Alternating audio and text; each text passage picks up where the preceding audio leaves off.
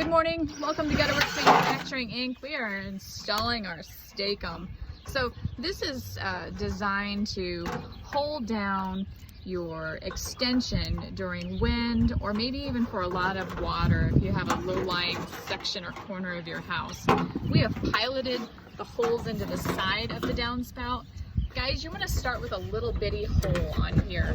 Getting that larger 1/4-inch bit on there to get it started can be really difficult, and it kind of wants to walk away from the gutter. So use a tiny pilot hole first and then go to your 1/4-inch size. So as you can see, we're walking through this install and we are already done.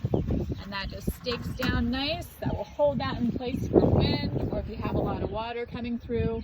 And then of course if you need to pick it up, that will swivel there and work very easily. So that will swivel out of the way so you can still use your latch. Have a great day.